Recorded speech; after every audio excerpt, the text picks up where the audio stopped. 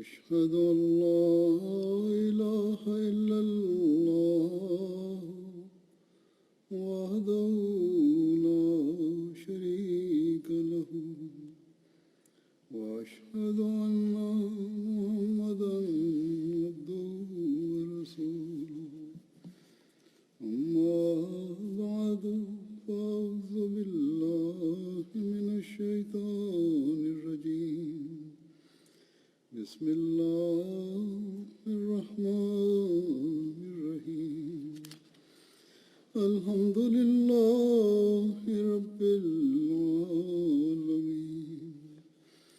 الرحمن الرحيم مالك يوم الدين إياك نعبد وإياك نستعين اهدنا الصراط المستقيم صراط الذين أنعمت عليهم غير المغضوب عليهم ولا الضالين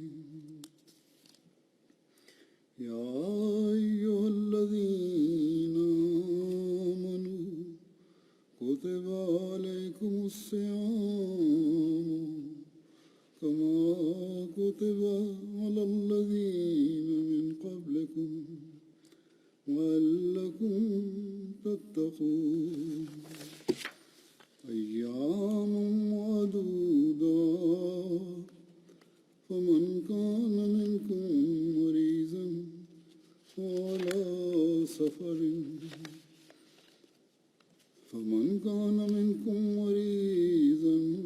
وعلى سفر فعدة من أيام أخر وعلى الذين يطيقونه فدية طعام مسكين فمن تطوع خيرا فهو خير له وأن تصوموا خير لكم إن كنتم تعلمون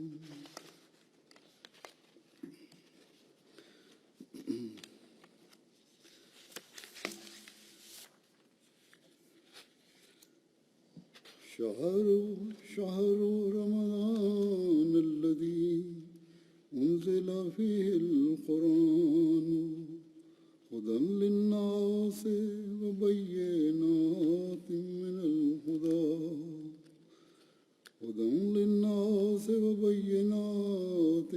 الهدى والفرقان فمن شهد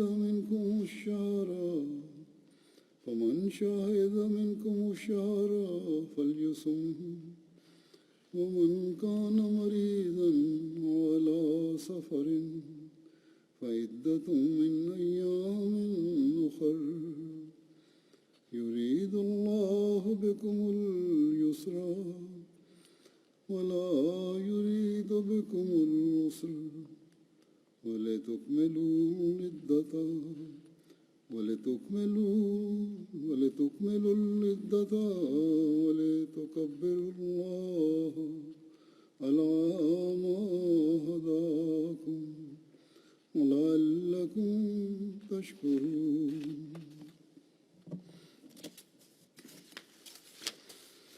ان آیات کا ترجمہ یہ ہے کہ اے لوگو جو ایمان لائے ہو، تم پر بھی روزوں کا رکھنا اسی طرح فرض کیا گیا ہے جس طرح ان لوگوں پر فرض کیا گیا تھا جو تم سے پہلے گزر چکے ہیں، تاکہ تم روحانی اور اخلاقی کمزوریوں سے بچو. اگلی آیت کا ترجمہ ہے کہ سو تم روزے رکھو چند گنتی کے دن، اور تم میں سے جو شخص مریض ہو یا سفر میں ہو تو اسے اور دنوں میں تعداد پوری کرنی ہوگی، اور ان لوگوں پر جو یعنی روزے کی طاقت نہ رکھتے ہوں بطور فدیہ ایک مسکین کا کھانا دینا شرط استطاعت واجب ہے. اور جو شخص پوری فرمانبرداری سے کوئی نیک کام کرے گا تو یہ اس کے لیے بہتر ہوگا، اور اگر تم علم رکھتے ہو تو سمجھ سکتے ہو کہ تمہارے روزے رکھنا تمہارے لیے بہتر ہے۔ رمضان کا مہینہ وہ مہینہ ہے جس کے بارے میں قرآن کریم نازل کیا گیا ہے، وہ قرآن جو تمام انسانوں کے لیے ہدایت بنا کر بھیجا گیا ہے، اور جو کھلے دلائل اپنے اندر رکھتا ہے، ایسے دلائل جو ہدایت پیدا کرتے ہیں، اور اس کے ساتھ ہی قرآن میں الہی نشان بھی ہیں۔ اس لیے تم میں سے جو شخص اس مہینے کو اس حال میں دیکھے کہ نہ مریض ہو نہ مسافر ہو، اسے چاہیے کہ اس کے روزے رکھے، اور جو شخص مریض ہو یا مسافر میں ہو تو اس پر اور دنوں میں تعداد پوری کرنی واجب ہوگی۔ اللہ تمہارے لیے آسانی چاہتا ہے اور تمہارے لیے تنگی نہیں چاہتا، اور یہ حکم اس لیے دیا ہے کہ تم تنگی میں نہ پڑو اور تاکہ تم تعداد کو پورا کر لو، اور اس بات پر اللہ کی بڑائی کرو کہ اس نے تم کو ہدایت دی ہے، اور تاکہ تم اس کے شکر گزار بنو۔ اللہ تعالیٰ کے فضل سے کل سے یہاں رمضان شروع ہو رہا ہے۔ اللہ تعالیٰ نے رمضان کے روزے ہماری روحانی ترقی کے لیے رکھے۔ قرآن کریم کی جو پہلی آیت میں نے تلاوت کی ہے، اس میں یہی فرمایا کہ روزے تم پر اس لیے فرض کیے گئے ہیں تاکہ تم تقوی اختیار کرو۔ اور تقوی کیا ہے؟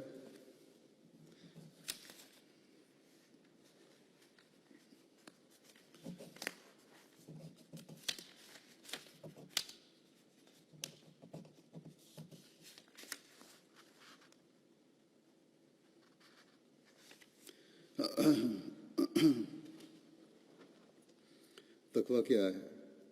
اس کی وضاحت کرتے ہوئے ایک جگہ حضرت مسیح موعود علیہ السلام فرماتے ہیں کہ تقوی یہ ہے کہ انسان خدا کی تمام امانتوں اور ایمانی عہد اور ایسا ہی مخلوق کی تمام امانتوں اور عہد کی حد الوسع رعایت رکھے، یعنی ان کے دقیق در دقیق پہلوؤں پر تاب مقدور کار بند ہو جائے، یعنی ایمانتوں اور عہدوں کے باریک در باریک پہلوؤں کو سامنے رکھتے ہوئے پھر ان کی ادائیگی کرنے والا ہو اور اس کو پابند ہو جائے۔ بس یہ کوئی آسان کام نہیں ہے۔ حقوق اللہ کیا ہے اور حقوق العباد کیا ہے، اس کی فہرست بنانے لگیں تو انسان پریشان ہو جاتا ہے۔ اللہ تعالیٰ کی عبادت کا حق ہی ہے جو ہم ادا نہیں کر سکتے۔ اللہ تعالیٰ کے جتنے ہم پر احسان ہیں اس کا حق بنتا ہے کہ اس کی شکر گزاری کی جائے۔ یہ شکر گزاری کا حق ہم ادا نہیں کرتے اور نہ کر سکتے ہیں، اور اس کے بغیر ہی اکثر لوگ تو اللہ تعالیٰ کی نعمتوں سے فائدہ اٹھاتے چلے جاتے ہیں جیسے کہ یہ ہمارا حق ہے، حالانکہ یہ اللہ تعالیٰ کا احسان ہے جو ہماری حالتوں اور ناشکر گزاری کے باوجود ہمیں نوازتا چلا جاتا ہے۔ ہمارے عہد ہیں جو ہم نے خدا تعالیٰ سے کیے ہیں، ان کو ہم پورا نہیں کرتے۔ مخلوق کے حقوق ہیں، والدین کے حقوق ہیں، ہمسائے کے حقوق ہیں، مسافروں کے حقوق ہیں، معاشرے کے عمومی حقوق ہیں جنہیں ہم ادا نہیں کرتے، جنہیں ہمیں ادا کرنے کا حکم ہے، اور ہم اس کا حق ادا نہیں کرتے۔ بس نہ ہم اللہ تعالیٰ کے حق ادا کر رہے ہیں اگر جائزہ لیں باریکی سے، اور نہ بندوں کے۔ میں نے ایک عمومی فہرست بنوائی تھی، اس میں بعض موٹے موٹے حقوق ہی رکھے تھے، تو وہ بھی تقریباً جو بندوں کے حقوق ہیں، مخلوق کے حقوق ہیں اللہ تعالیٰ کی، وہ بھی 2829 بن گئے تھے۔ تو بہرحال حضرت مسیح علیہ السلام فرماتے ہیں کہ اصل ایمان تو یہ ہے، اور تقویٰ کا تقاضا تو یہ ہے کہ اللہ تعالیٰ کے ساتھ کیے گئے عہد بھی پورے کرو اور باریکی میں جا کر پورے کرو، اور اسی طرح اس کی ایمانتوں کے حق بھی ادا کرو اور باریکی میں جا کر ادا کرو۔ اسی طرح مخلوق کے عہد بھی باریکی سے ادا کرو اور اس کی امانتوں کی بھی ایک فکر کے ساتھ ادائیگی کرو. تب کہا جا سکتا ہے کہ تقویٰ ہے. اور اللہ تعالیٰ فرماتا ہے کہ یہ رمضان کا مہینہ اس لیے آیا ہے روزے رکھنے کی طرف، اس لیے تمہاری توجہ دلائی گئی ہے کہ سال کے 11 مہینے میں جو کوتاہیاں کمیاں ان حقوق کے ادا کرنے میں ہو گئی ہیں، انہیں اس مہینے میں خالصتاً اللہ تعالیٰ کی طرف توجہ کرتے ہوئے، اللہ تعالیٰ کی خاطر جائز چیزوں کو بھی چھوڑتے ہوئے، اللہ تعالیٰ کی خاطر بھوک پیاس برداشت کرتے ہوئے، اللہ تعالیٰ کی عبادت میں پہلے سے بڑھ کر توجہ دیتے ہوئے، بندوں کے حقوق کی ادائیگی کی طرف خاص طور پر توجہ دیتے ہوئے پورا کرو ان کمیوں کو. اور جب یہ کرو گے تو اس کا نام تقویٰ ہے. اور یہی رمضان کا اور روزوں کا مقصد ہے. اور جب انسان اس نیت اور اس مقصد کے حصول کے لیے روزے رکھے گا اور رمضان میں سے گزرے گا اور نیک نیت ہو کر گزرے گا، تو پھر یہ تبدیلی عارضی نہیں ہوگی بلکہ ایک مستقل تبدیلی ہوگی. پھر حقوق اللہ کی ادائیگیوں کی طرف بھی مستقل توجہ رہے گی، عبادتوں کے حق ادا کرنے کی طرف بھی مستقل توجہ رہے گی. دنیا کی مصروفیات اور لغویات غلبہ نہیں کریں گی اور انسانوں کے حقوق ادا کرنے کی طرف بھی عمومی توجہ رہے گی. اپنے ذاتی مفادات کے لیے ہم لوگوں کے حق مارنے والے نہیں ہوں گے. اگر ہم اس نیت سے اور اس ارادے سے روزوں کے مہینے میں داخل نہیں ہو رہے تو ہمارا رمضان میں داخل ہونا بے فائدہ ہے. حضرت صلی اللہ علیہ وسلم نے ایک موقع پر ارشاد فرمایا کہ جو بندہ اللہ تعالیٰ کے راستے میں اس کا فضل چاہتے ہوئے روزہ رکھتا ہے تو اللہ تعالیٰ اس کے چہرے اور آنکھ کے درمیان 70 خریف کا فاصلہ پیدا کر دیتا ہے. یعنی جو فاصلہ ایک موسم کے درمیان ہے، خدا یہ سرما کا موسم ہے اور اگلا سرما کا موسم ہے، جس کا اتنا فاصلہ ہے وہ 70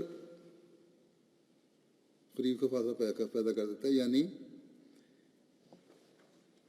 یہ ایک خریف اور دوسرے خریف میں 1 سال کا فاصلہ ہے. تو اتنا فاصلہ پیدا کر دیتا ہے جو 70 سالوں کے برابر ہے. تو یہ ہیں روزے کی برکات. یعنی اور یہ ہے وہ تقویٰ جو روزہ پیدا کرتا ہے. روزہ صرف 30 دن کے لیے تقویٰ پیدا نہیں کرتا بلکہ حقیقی روزہ 70 سال تک اپنا اثر رکھتا ہے.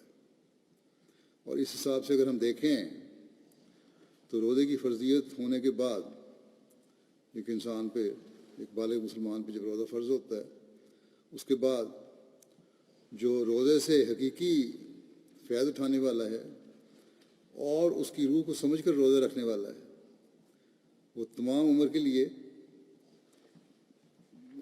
کے لیے ہی ان برکات سے فیض پاتا رہے گا جو روزے میں اللہ تعالیٰ نے رکھی ہیں. اور تقویٰ کی راہوں کو تلاش کرتا رہے گا جو روزے کا مقصد ہے، اور اس طرح اللہ تعالیٰ کی ناراضگی سے بچ جائے گا اور اس کی خوشنودی حاصل کرنے والا بنتا چلا جائے گا.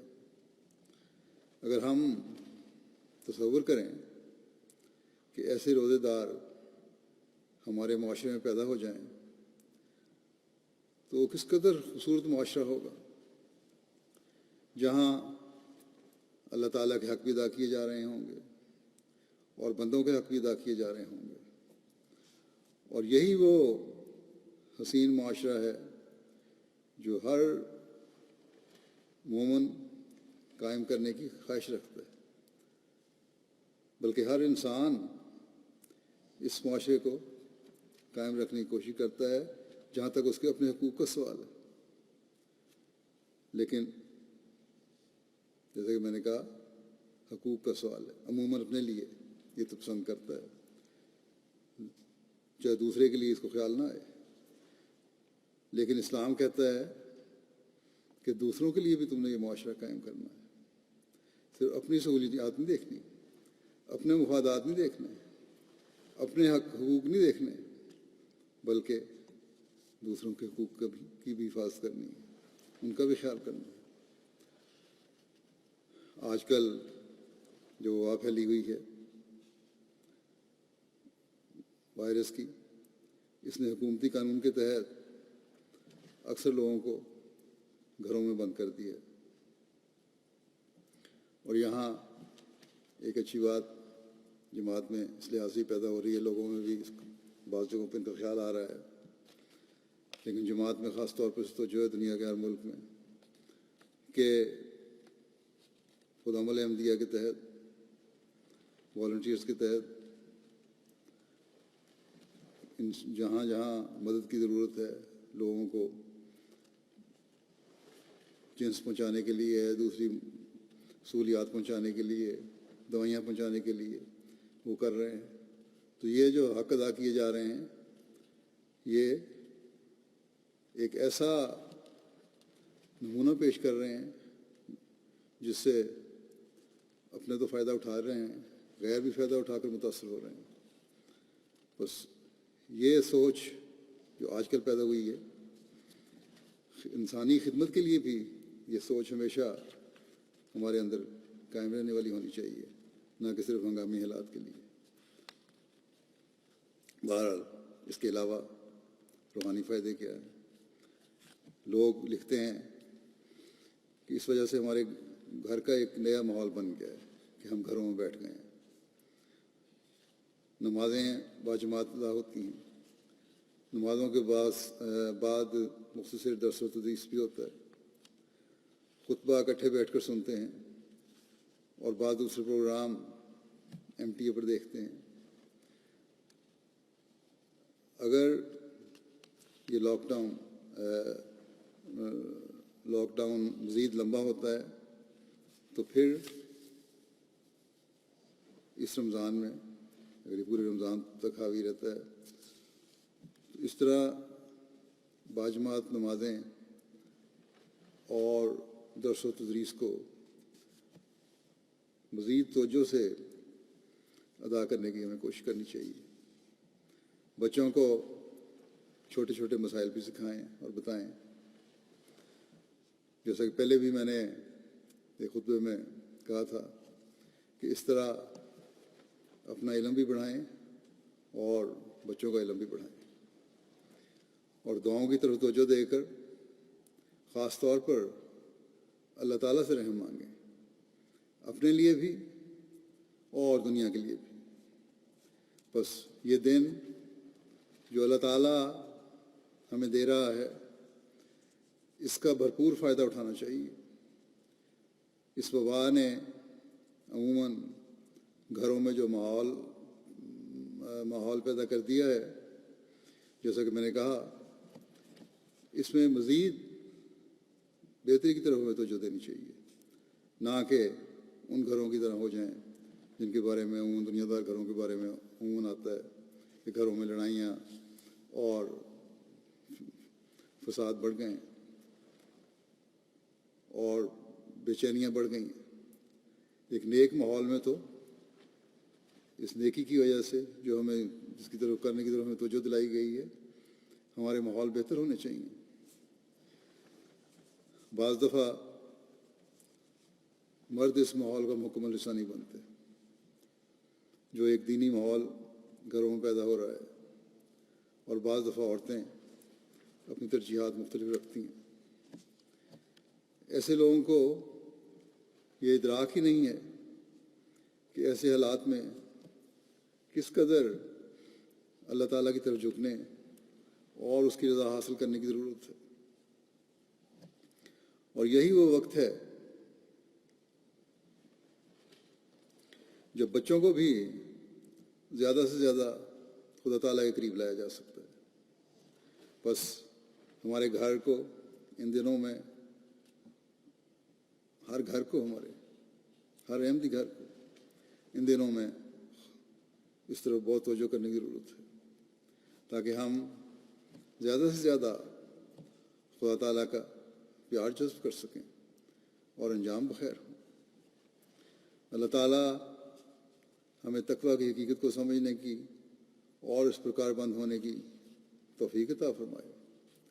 حضرت مسیح موعود علیہ السلام نے تقویٰ کی وضاحت مختلف انداز میں مختلف مواقع پر کی۔ حضرت مسیح موعود علیہ السلام اس زمانے کا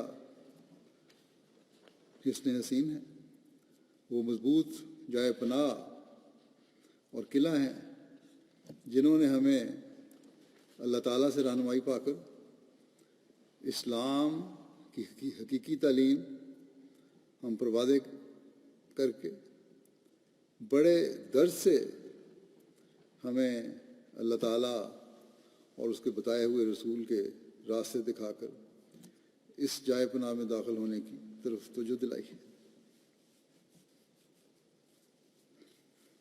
بس ہمارا فرض بنتا ہے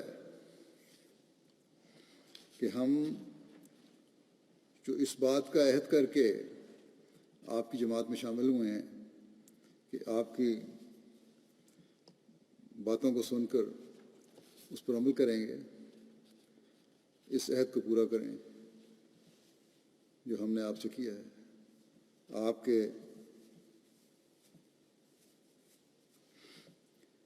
آپ کے درد سے پر الفاظ پر غور کر کے ان پر عمل کریں، اور جہاں ہم عہدوں کو پورا کرنے والے بنیں وہاں اپنی دنیا و آخرت بھی سنوارنے والے بن جائیں۔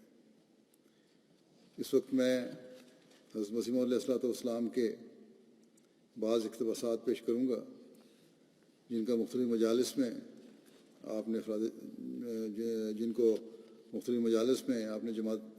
جماعت کے سامنے ہماری روحانی ترقی اور تقویٰ میں ترقی کے لیے بیان فرمایا۔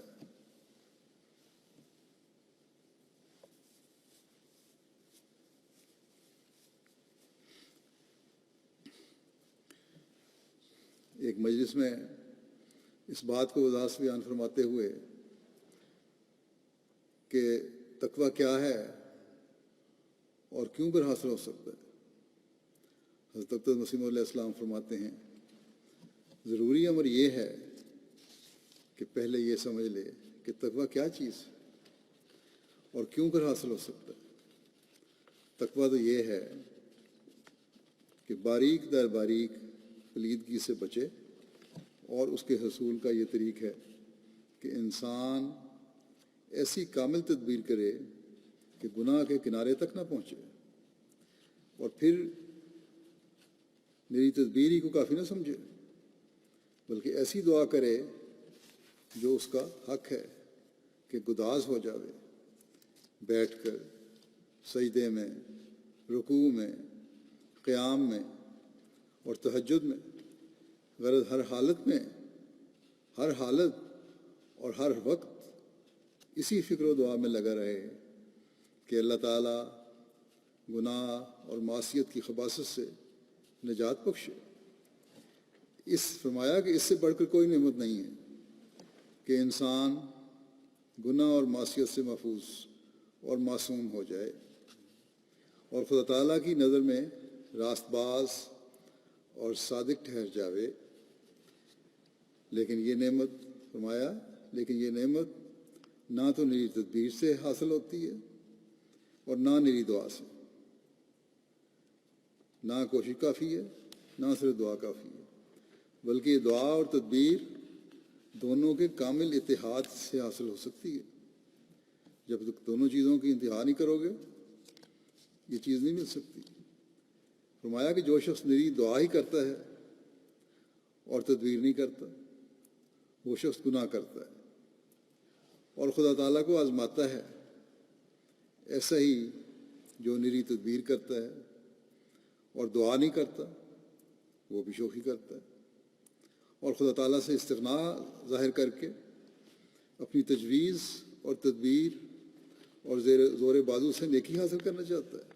زور بازو سے نیکیاں نہیں حاصل ہو سکتی۔ پھر فرمایا لیکن مومن اور سچے مومن اور سچے مسلمان کا یہ شیوا نہیں، وہ تدبیر اور دعا دونوں سے کام لیتا ہے۔ پوری تدبیر کرتا ہے، جو ظاہری اسباب ہیں ان کو پورا کرتا ہے، پھر معاملہ خدا تعالیٰ پر چھوڑ کر دعا کرتا ہے، اور یہی تعلیم قرآن شریف کی پہلی ہی صورت میں دی گئی ہے۔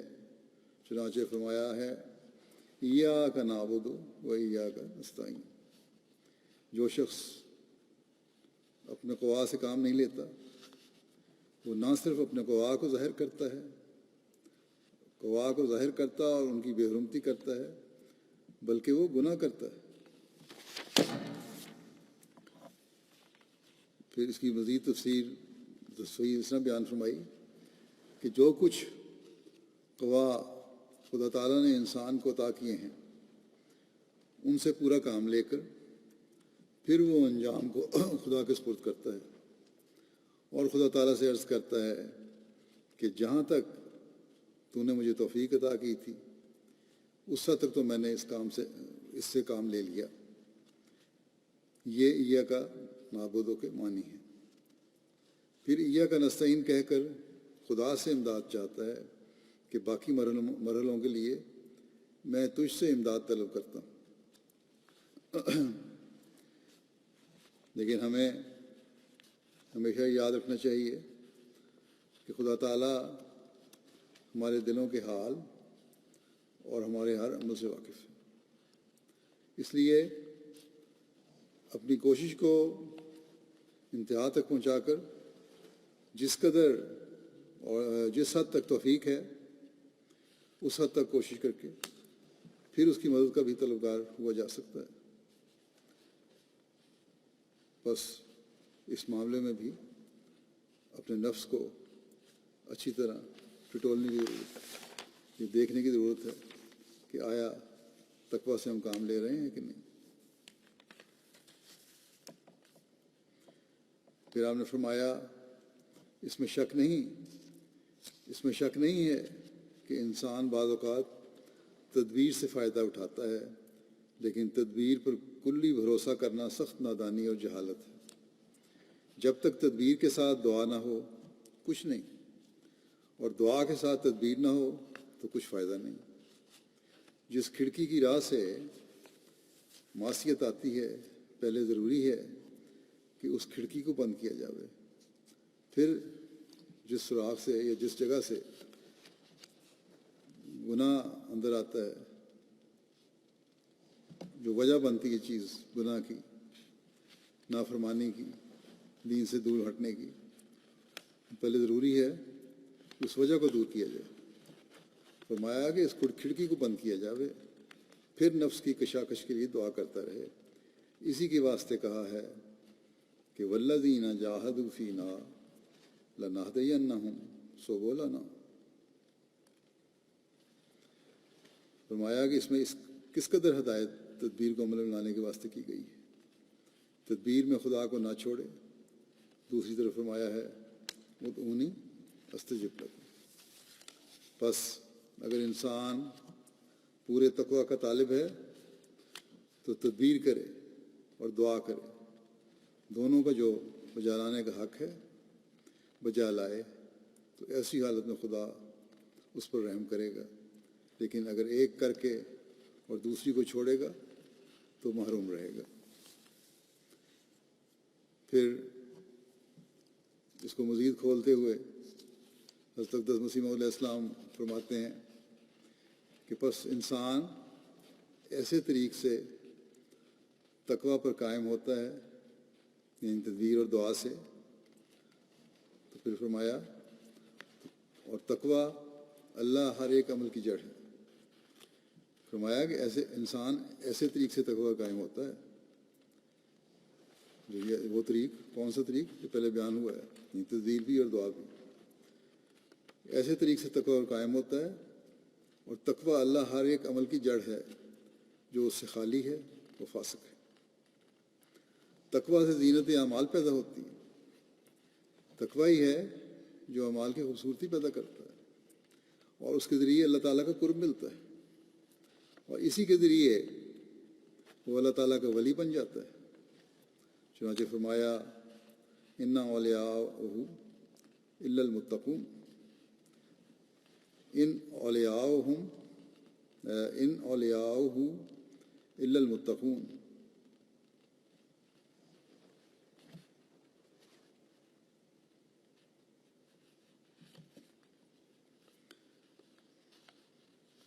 اسی کی اس بات کی وضاحت کہ ان اولیاءہ الا المتقون کی وضاحت مزید اس طرح فرمائی کہ ولایت کا حصہ تقوی ہی پر ہے۔ خدا تعالیٰ سے ترساں اور لرزاں ہو کر اگر اسے حاصل کرو گے تو کمال تک پہنچ جاؤ گے۔ اللہ کا اولیاء بننا ہے تو وہ تقوی سے ملتا ہے، اور اگر اللہ تعالیٰ کا خوف دل میں رہے گا، اس سے ڈرتے رہو گے، تو پھر اس کمال تک انسان پہنچ سکتا ہے۔ پھر حضرت اقدس مسیح علیہ السلام فرماتے ہیں کامل طور پر جب تقوی کا کوئی مرحلہ باقی نہ رہے تو پھر یہ اولیاء اللہ میں داخل ہو جاتا ہے۔ اور تقوی حقیقت میں اپنے کامل درجہ پر ایک موت ہے، کیونکہ جب نفس کی سارے پہلوؤں سے مخالفت کرے گا تو نفس مر جائے گا۔ اس لیے کہا گیا ہے کہ موتو قبل ان تموتو۔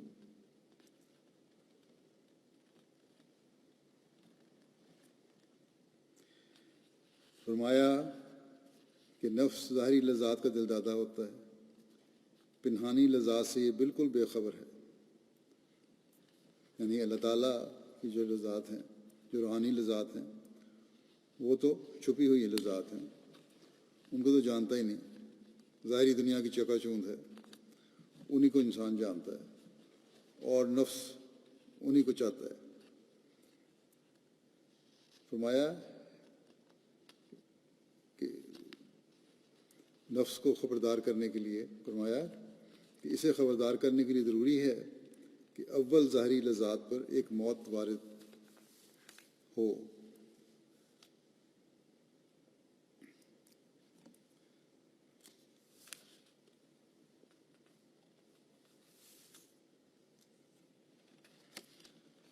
اور پھر نفس کو پنہانی لذات کا علم ہو۔ ظاہری لذات جو ہیں ان پر موت وارد ہو، پھر نفس کو پنہانی لذات کا علم ہوگا۔ فرمایا کہ اس وقت الہی لذات جو کہ جنتی زندگی کا نمونہ ہیں شروع ہوں گی۔ جب چھپی ہوئی لذات کا علم ہونا شروع ہوگا تو جنتی لذات کا جنتی زندگی کا نمونہ شروع ہوگا۔ پھر آپ نے فرمایا جماعت کو نصیحت کرتے ہوئے اسی حوالے سے کہ پس ہماری جماعت کو چاہیے کہ نفس پر موت وارد کرنے یہ کوئی بڑے اولیاء اللہ اور بہت پائے کے پہنچے ہوئے لوگوں کو نصیحت نہیں ہے، بلکہ جماعت کے عمومی افراد کو نصیحت ہے آپ کی۔ یہ نہ سمجھے کہ یہ اس مقام پہ پہنچنا کے لیے اللہ تعالیٰ کے لیے خاص مقام چاہیے اور ہر نفس نہیں پہنچتا۔ آپ نے عمومی نصیحت فرمائی ہے جماعت کو۔ فرمایا پس ہماری جماعت کو چاہیے کہ نفس پر موت وارد کرنے اور حصول تقویٰ کے لیے وہ اول مشق کریں۔ جیسے بچے خوش خطی سیکھتے ہیں تو اول ٹیڑھے حروف لکھتے ہیں، لیکن آخر کار مشق کرتے کرتے خود ہی صاف اور سیدھے حروف لکھنے لگ جاتے ہیں۔ اسی طرح ان کو بھی مشق کرنی چاہیے۔ جب اللہ تعالیٰ ان کی محنت کو دیکھے گا تو خود ان پر رحم کرے گا۔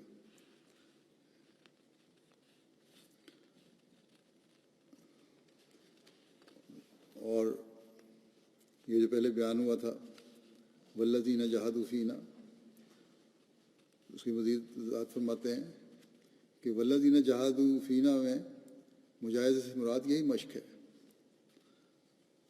محنت کرے انسان اور اللہ تعالیٰ دعا مانگے تو اللہ تعالیٰ رحم کرتا ہے اور اس کو پھل لگاتا ہے۔ فرمایا کہ اس میں مجاہدے سے مراد یہی مشق ہے، جس طرح ایک بچہ مشق کرتا ہے کہ ایک طرف دعا کرتا ہے، دوسری طرف کامل تدبیر کرے، آخر اللہ تعالیٰ کا فضل آ جاتا ہے اور نفس کا جوش و خروش دب جاتا ہے اور ٹھنڈا ہو جاتا ہے، اور ایسی حالت ہو جاتی ہے جیسے آگ پر پانی ڈال دیا جاوے۔ بہت سے انسان ہیں جو نفس امارہ ہی میں مبتلا ہیں۔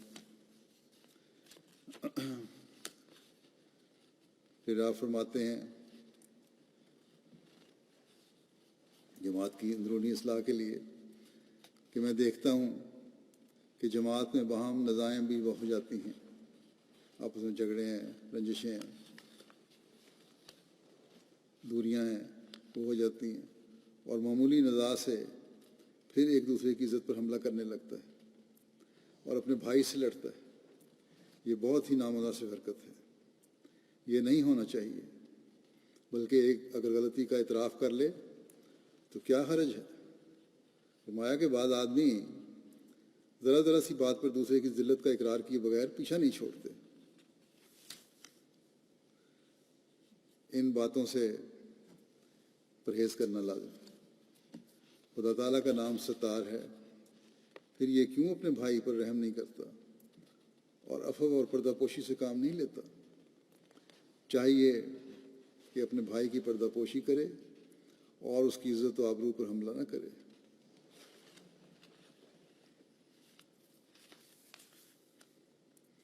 پھر فرمایا کہ ابھی تک بہت سے آدمی جماعت میں ایسے ہیں کہ تھوڑی سی بات بھی خلاف نفس سن لیتے ہیں تو ان کو جوش آ جاتا ہے، حالانکہ ایسے تمام جوشوں کو فروغ کرنا بہت ضروری ہے، ان کو ختم کرنا بہت ضروری ہے تاکہ حلم اور بردباری طبیعت میں پیدا ہو۔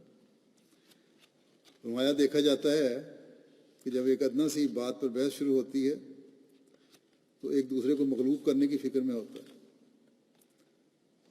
کہ کس طرح میں دوسرے کو نیچا دکھاؤں، کسی طرح میں فاتح ہو جاؤں۔ ایسے موقعوں پر جوش نفس سے بچنا چاہیے اور رفع فساد کے لیے ادنا ادنا باتوں میں دیدہ دانستہ خود ذلت اختیار کر لینی چاہیے۔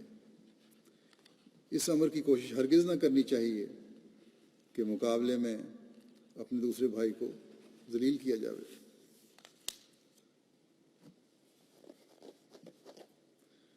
فرمایا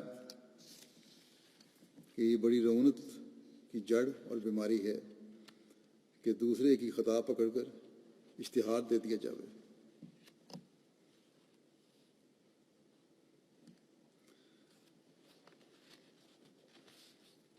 فرمایا کہ اپنے بھائی پر فتح پانے کا خیال رعونت کی ایک جڑ ہے۔ رعونت کی جڑ پہلے بیان فرمائی تھی کہ دوسرے کی خطا پکڑ کے اشتہار دے دیا جائے۔ مزید وضاحت فرمائی کہ اپنے بھائی پر فتح پانے کا خیال بھی رعونت کی ایک جڑ ہے اور بڑی بھاری مرض ہے کہ وہ اپنے ایک بھائی کے عیب کے مشتہر کرنے کی ترغیب دلاتی ہے۔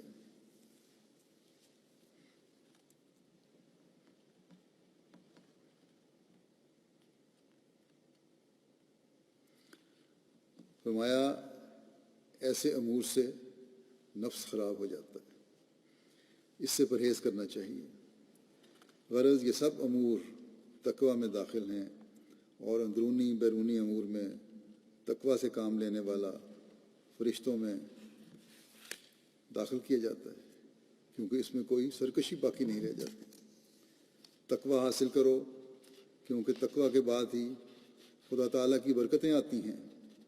متقی دنیا کی بلاؤں سے بچایا جاتا ہے، خدا ان کا پردہ پوش ہو جاتا ہے۔ جب تک یہ طریق اختیار نہ کیا جاوے کچھ فائدہ نہیں۔ ایسے لوگ میری بیعت سے کوئی فائدہ نہیں اٹھا سکتے۔ فرمایا کہ یاد رکھو بیعت کا زبانی اقرار کچھ شے نہیں ہے، اللہ تعالیٰ تزکیہ نفس چاہتا ہے۔ فائدہ فرمایا تو فائدہ تو کوئی نہیں ہوگا، فائدہ ہو بھی کس طرح، جب کہ ایک ظلم تو اندر ہی رہا۔ اگر وہی جوش، رعونت، تکبر، عجب، ریاکاری، سریع الغضب ہونا باقی ہے جو دوسروں میں بھی ہے، تو پھر فرق ہی کیا ہے؟ اس کی مزید وضاحت اس طرح بیان ہوئی ہے، اس لیے اپنے نفسوں میں تبدیلی پیدا کرو اور اخلاق کا اعلیٰ نمونہ حاصل کرو۔ فرمایا کہ سعید اگر ایک ہی ہو اور وہ سارے گاؤں میں ہی ہو تو لوگ کرامت کی طرح اس سے متاثر ہوں گے۔ نیک ہو، آدمی ہو، سعید فطرت ہو، ان لوگوں کو فائدہ پہنچانے والا ہو، اپنے جذبات کو قابو میں رکھنے والا ہو، عاجز ہو، تو فرمایا کہ لوگ کرامت کی طرح اس سے متاثر ہوں گے۔ یہ بھی ایک ذریعہ ہے تبلیغ کرنے کا۔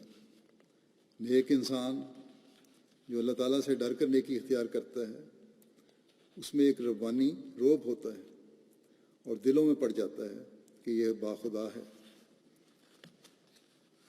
فرمایا کہ خواہ کیسی ہی دشمنی ہو، رفتہ رفتہ سب خود بخود اس کے تابع ہو جائیں گے اور بجائے حقارت کے اس کی عظمت کرنے لگ جائیں گے۔ فرمایا کہ یہ بالکل سچی بات ہے کہ جو خدا تعالیٰ کی طرف سے آتا ہے، خدا تعالیٰ اپنی عظمت سے اس کو حصہ دیتا ہے، اور یہ طریق نیک بختی کا ہے۔ بس یاد رکھو کہ چھوٹی چھوٹی باتوں میں بھائیوں کو دکھ دینا ٹھیک نہیں ہے۔ حضرت صلی اللہ علیہ وسلم جمیع اخلاق کے متمم ہیں، اور اس وقت خدا تعالیٰ نے آخری نمونہ آپ کے اخلاق کا قائم کیا ہے۔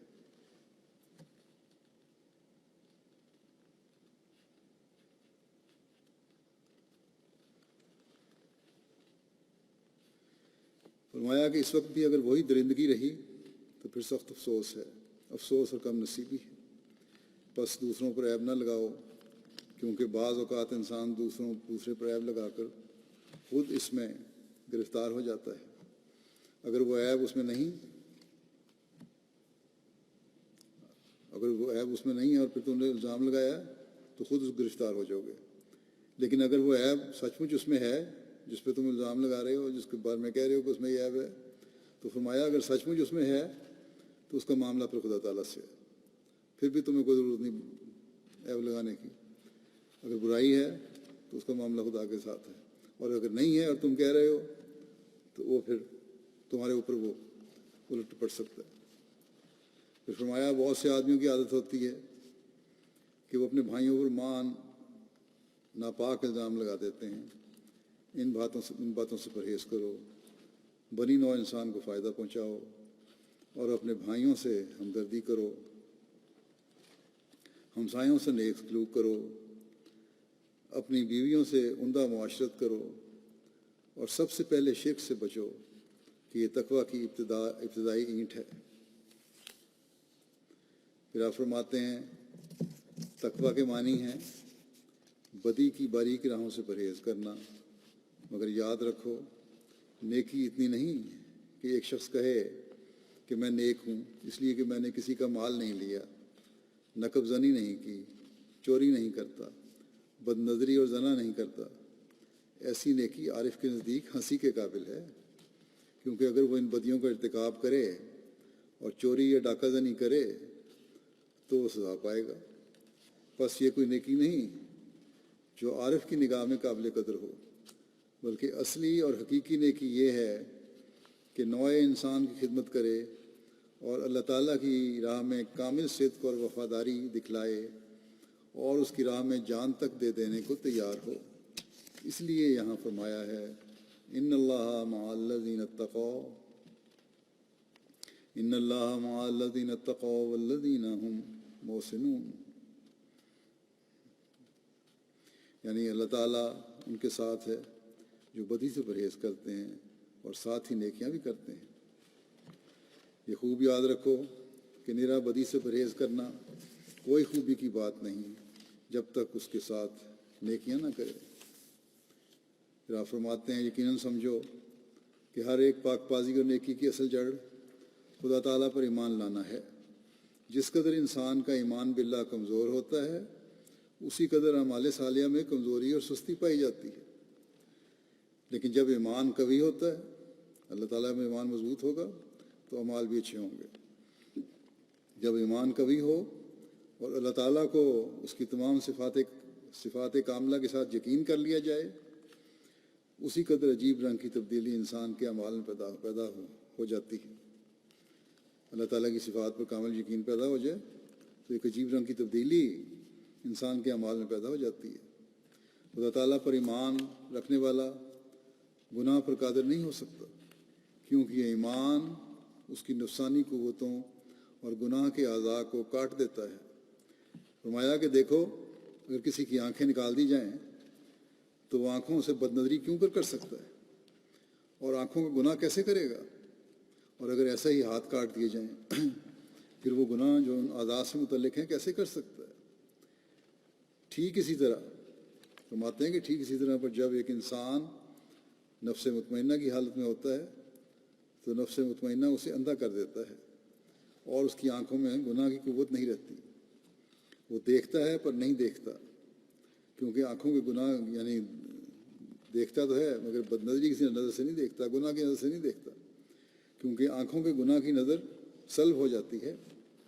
وہ کان رکھتا ہے مگر بہرا ہوتا ہے، سنتا ہے لیکن غلط باتیں نہیں سنتا، اور وہ باتیں جو گناہ کی ہیں نہیں سن سکتا۔ اسی طرح پر اس کی تمام نفسانی اور شہوانی قوتیں اور اندرونی اعضاء کاٹ دیے جاتے ہیں۔ اس کی ساری طاقتوں پر جن سے گناہ صادر ہو سکتا تھا ایک موت واقع ہو جاتی ہے، اور وہ بالکل ایک میت کی طرح ہو جاتا ہے اور خدا تعالیٰ ہی کی مرضی کے تابع ہوتا ہے۔ وہ اس کے سوا ایک قدم نہیں اٹھا سکتا۔ یہ وہ حالت ہوتی ہے جب خدا تعالیٰ پر سچا ایمان ہو، اور جس کا نتیجہ یہ ہوتا ہے کہ کامل اطمینان اسے دیا جاتا ہے۔ یہی فرماتے ہیں کہ یہی وہ مقام ہے جو انسان کا اصل مقصود ہونا چاہیے۔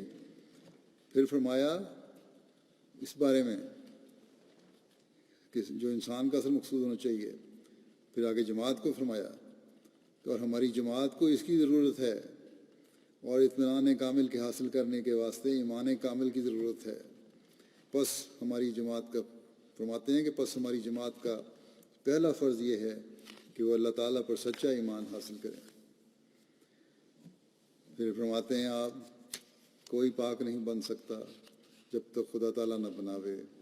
جب خدا تعالیٰ کے دروازے پر تذلل اور عجز سے اس کی روح گرے گی تو خدا تعالیٰ اس کی دعا قبول کرے گا اور وہ حقیقی بنے گا، اور اس وقت وہ اس قابل ہو سکے گا کہ حضرت صلی اللہ علیہ وسلم کے دین کو سمجھ سکے، اور اس کے بغیر جو کچھ وہ دین کر کے پکارتا ہے اور عبادت وغیرہ کرتا ہے وہ ایک رسمی بات اور خیالات ہیں کہ آبائی تقلید سے سنا کر بجا لاتا ہے۔ باپ دادا کر رہے تھے تو میں بھی کر رہا ہوں، کوئی حقیقت اور روحانیت اس کے اندر نہیں ہوتی۔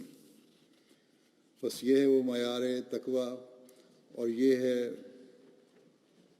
وہ دین کو جاننے، سمجھنے اور عمل کرنے کا معیار جسے ہمیں حاصل کرنے کی طرف حضرت مسیح علیہ السلام نے توجہ دلائی، اور جس کی ہمیں کوشش کرنی چاہیے، اور اپنے عملوں کے ساتھ اللہ تعالیٰ کے حضور عاجزی سے جھک کر اس کی مدد مانگنی چاہیے کہ خدا تعالیٰ ہمیں ان معیاروں کو حاصل کرنے اور حضرت مسیح علیہ السلام کی توقعات پر پورا اترنے کی توفیق عطا فرمائے۔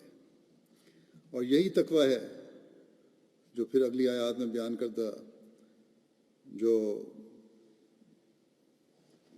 روزے کی تفصیلات بیان کی گئی ہیں، اس کی چھوٹ کی، اس کے صحیح استعمال کی بھی توفیق دیتا ہے۔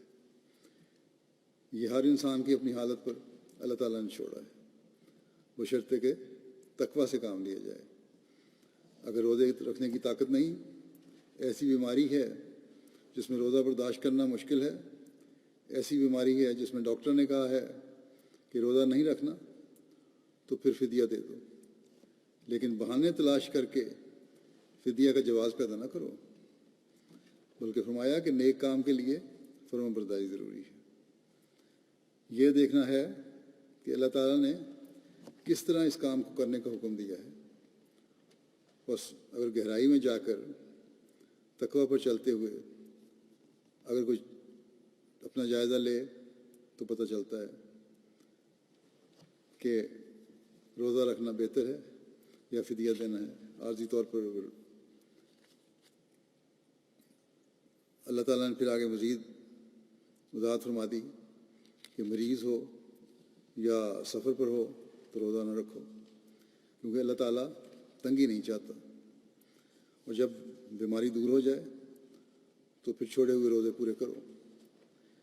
سفر کے دوران جو روزے چھوٹ گئے انہیں پورا کرو، چاہے فدیہ دے بھی دیا ہو۔ بس گھوم پھر کر بات وہیں آ جاتی ہے کہ تقوی سے کام لیتے ہوئے اللہ تعالیٰ کا خوف اور اس بات کو سامنے رکھتے ہوئے کہ وہ ہماری حالتوں کو جانتا ہے، اپنے فیصلے کرو تو اللہ تعالیٰ تمہارے لیے بہتر صورت پیدا کرے گا، بہتر نتائج پیدا کرے گا۔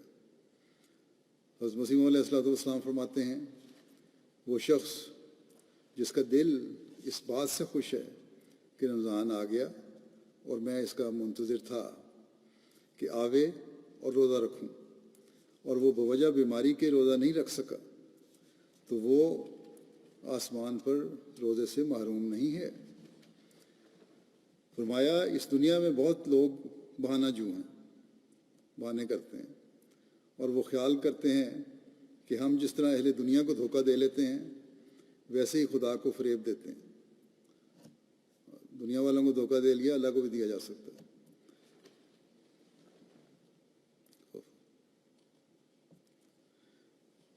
بہانہ جو اپنے وجود سے آپ مسئلہ تلاش کرتے ہیں، مسئلے بنا لیے خود ہی، اور تکلفات شامل کر کے ان کو صحیح گردانتے ہیں۔ بیچ میں تکلفات شامل کر لی، یہ ہو گیا وہ ہو گیا، اور سمجھتے ہیں کہ وہ صحیح ان کی وجہ بیان ہوگی روزہ چھوڑنے کی۔ فرمایا لیکن خدا تعالیٰ کے نزدیک وہ صحیح نہیں۔ تکلفات کا باعث فرمایا کہ تکلفات کا باب بہت وسیع ہے۔ بہانے بنانے ہیں، یہ عذر نکالنے ہیں تو ایک سے دوسرا عذر نکلتا چلا جاتا ہے۔ فرماتے ہیں اگر انسان چاہے انہیں تکلفات کی بنیاد بنانا ہے تو اگر انسان چاہے تو ساری عمر بیٹھ کر نماز پڑھتا رہے اور رمضان کے روزے بالکل نہ رکھے، مگر فرماتے ہیں کہ مگر خدا اس کی نیت اور ارادے کو جانتا ہے۔ انسان اللہ تعالیٰ عالم الغیب پتال تک کو جانتا ہے ہماری، وہ ہماری نیتوں کو بھی جانتا ہے، ہمارے ارادوں کو بھی جانتا ہے۔ جو فرمایا جو صدق اور اخلاص رکھتا ہے اس کے ساتھ تو اللہ تعالیٰ سلوک کرتا ہے صدق اور اخلاص دکھانے والے کا، لیکن جو بہانہ جو ہے اس سے پھر اس کے مطابق سلوک ہوتا ہے، کیونکہ اللہ تعالیٰ جانتا ہے۔ پھر آپ فرماتے ہیں خدا تعالیٰ جانتا ہے، جو صدق اور اخلاص رکھتا ہے خدا تعالیٰ جانتا ہے کہ اس کے دل میں درد ہے۔ بہانہ جو ہے اس کے دل میں درد کوئی نہیں، اور خدا تعالیٰ اسے ثواب بھی زیادہ دیتا ہے، کیونکہ درد دل ایک قابل قدر شے ہے۔ ہیلا جو انسان تعویلوں پر تکیہ کرتے ہیں، لیکن خدا تعالیٰ کے نزدیک یہ تکیہ کوئی شے نہیں۔ بس یہ اصول ہے جو ہمیں اپنے سامنے رکھنا چاہیے۔ اللہ تعالیٰ نے واضح فرما دیا کہ جو مسافر ہے اور مریض ہے اس کے لیے تنگی نہیں، وہ بعد میں پورا کر لے، لیکن حضرت مسیح علیہ السلام نے یہ بھی فرمایا ہے کہ اس حالت میں بھی فدیہ بھی ضرور دو، اس سے روزہ رکھنے کی توفیق پیدا ہوگی۔ آج کل وائرس کی بیماری کی وجہ سے لوگ سوال کرتے ہیں کہ گلا خشک ہو جائے گا، زیادہ امکان بڑھ جائے گا بیماری کا، روزہ رکھیں یا نہ رکھیں۔ میں کوئی عمومی فتویٰ یا فیصلہ نہیں کر دیتا اس بارے میں، میں یہی عموماً لکھتا ہوں کہ تم لوگ اپنی حالت دیکھ کر خود فیصلہ کرو اور پاک دل ہو کر تقوی پر قائم رہتے ہوئے اپنے دل سے فتویٰ لو۔ قرآن کریم کی واضح ہدایت ہے کہ مریض ہو تو نہ رکھو۔ مریض ہونے کے امکان پر کہ مریض بن جائیں گے روزہ چھوڑنا یہ غلط ہے، جیسا کہ حضرت مسیح علیہ السلام نے فرمایا ہے کہ پھر تو ایک عذر سے دوسرا عذر اور ایک بہانے سے دوسرا بہانہ بنتا چلا جائے گا۔ اگر کوئی کہے کہ ڈاکٹر کہتے ہیں کہ یہ مشکل ہو سکتی ہے، تو میں نے مختلف ماہرین ڈاکٹروں سے رائے لی ہے. ان کی رائے میں بھی اختلاف ہے ڈاکٹروں کی اپنی. بعض ماہرین نے واضح لکھا کہ یہ کوئی یقینی بات نہیں ہے کہ روزے سے بیماری ضرور آئے گی. ہاں، اگر آثار ظاہر ہوں، کھانسی یا ہلکا بخار بھی ہو تو روزہ چھوڑ دیں، یا اور کوئی سمٹم دیکھیں تو روزہ چھوڑ دیں. اگر رکھا ہوا ہے تو توڑ دیں. جو ڈاکٹروں میں سے بھی جو اس بات کا رجحان رکھتے ہیں کہ نہیں رکھنا چاہیے، یا بعض شرطیں ایسی عائد کرتے ہیں، اس کا نتیجہ یہی نکلتا ہے آخر میں کہ نہ رکھو تو بہتر ہے، ان کی واضح رائے، وہ بھی واضح رائے نہیں رکھتے. ڈراتے بھی ہیں اور ساتھ ہی یہ بھی کہتے ہیں کہ خوراک کا خیال رکھ کر پھر رکھے جائیں. اب جو غریب لوگ ہیں وہ کس حد تک یہاں کس چیز کا خیال رکھیں خوراک کا. تو بہرحال مختلف آراء دیکھ کر تو یہی رائے قائم ہوتی ہے کہ روزہ رکھنے میں حرج نہیں ہے. ہاں، اگر ہلکا سا بھی شبہ ہے تو فوراً روزہ ترک کر دیں. بعض کا خیال ہے کہ جس گھر میں مرض ہے، وہ شخص چاہے صحت مند بھی ہو تو وہ بھی روزہ نہ رکھے. لیکن دوسرے ڈاکٹر کی رائے ہے کہ اس کا کوئی جواز نہیں ہے. بہرحال روزہ کھولتے ہوئے اور رکھتے ہوئے پانی کا استعمال کرنا چاہیے. اور جو زیادہ فکر مند ہیں اپنے بارے میں اور افورڈ بھی کر سکتے ہیں، وہ اپنی ایسی خوراک بھی کھا لیں جو پانی کو زیادہ دیر ریٹین رکھ سکتی ہے جسم میں. بہرحال جب ڈاکٹروں کی رائے میں اختلاف ہے، جس میں امریکہ کے ڈاکٹر بھی شامل ہیں اور جرمنی کے بھی اور یہاں کے بھی، تو پھر بلا وجہ روزہ چھوڑنا یہ بھی ہمیں دیکھنا چاہیے کہیں اس زمرے میں نہ آ جائے جس کے بارے میں حضرت مسیح علیہ السلام نے فرمایا ہے کہ تکیہ کرتے ہیں. ہاں، احتیاط لازمی ہے. بعضوں کی پانی کی ریکوائرمنٹ ویسی کم ہوتی ہے، عموماً پانی نہیں پیتے. روزے بھی رکھتے ہیں، عموماً حالات میں بھی نہیں پیتے. ہمارے ایک بزرگ ہوتے تھے چودھری نذیر صاحب، گرمی میں سارا دن پھرتے رہتے تھے اور ہم پانی کے لیے آتے ہی پانی جب جھپٹتے تھے. لیکن ان سے میں نے کئی دفعہ پوچھا، بہت تھوڑا سا پانی کبھی پیا یا کبھی نہ پیا. کہتے میری پانی کی ریکوائرمنٹ ہی کم ہے. بہرحال مختلف توائیں بھی ہوتی ہیں. ان حالات میں کس حد تک یہ اس کا خیال رکھنا چاہیے. بہرحال یہ اپنی اپنی حالتیں اور طبیعتیں دیکھ کے ہر کوئی فیصلہ کرے، اپنے ضمیر سے فتویٰ لے اور دعا کریں. اللہ تعالیٰ سے توفیق مانگتے ہوئے روزہ رکھنے کے لیے دعا کریں. اور دعائیں بھی ان دنوں میں بہت زیادہ کریں کہ اللہ تعالیٰ انسانوں کو عقل بھی دے، خدا تعالیٰ کو پہچاننے والے ہوں. اللہ تعالیٰ اس وبا کو دنیا سے جلد ختم کرے، دنیا پر رحم فرمائے. اور ہم بھی احمدی بھی اللہ تعالیٰ اور اس کے بندوں کا تقویٰ پر چلتے ہوئے حق ادا کرنے والے ہوں اور رمضان کی برکات سے بھرپور فائدہ اٹھانے والے ہوں.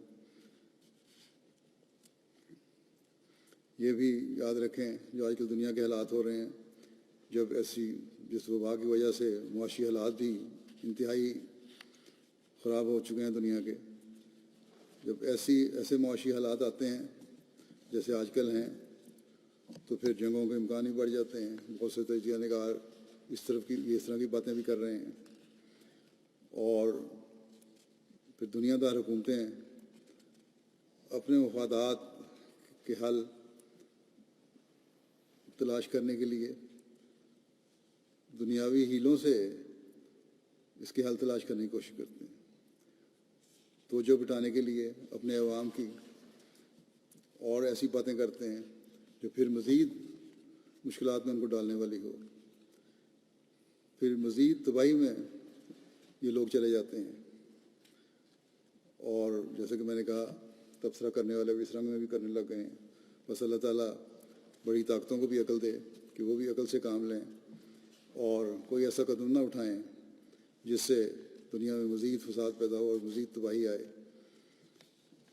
دنیا میں اب تو کھلے طور پہ اخبار میں بھی آنے لگ گیا، تبصرہ نگار بھی کرنے لگے، امریکہ نے ایران کو دھمکی دی، چین پر الزام لگائے جا رہے ہیں کہ اس نے صحیح اطلاع نہیں دی، اس کے مقدمے ہونے چاہیے، اس کے ساتھ یہ سلوک ہونا چاہیے، ہم یہ کر دیں گے، ایران کے ساتھ ہم یہ کر دیں گے۔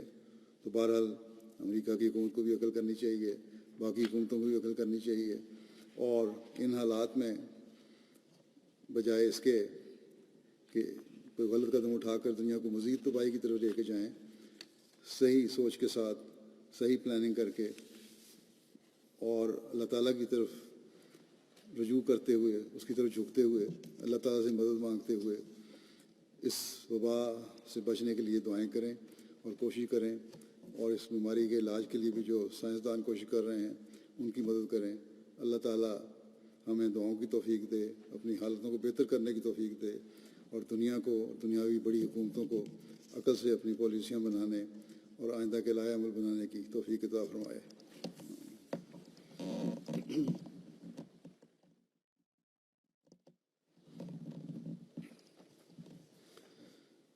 الحمد للہ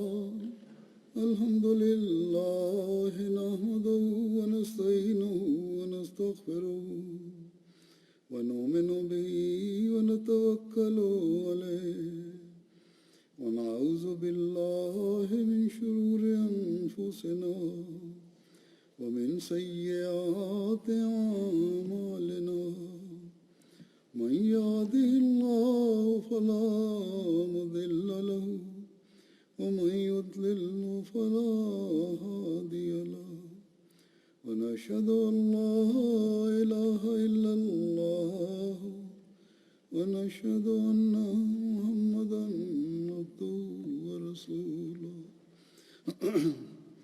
عباد الله رحمكم الله إن الله يأمر بالعدل والإحسان وإيتاء ذي القربى وينهى عن الفحشاء والمنكر والبغي يعظكم لعلكم تذكرون اذكروا الله يذكركم وادعوه يستجب لكم ولذكر الله أكبر۔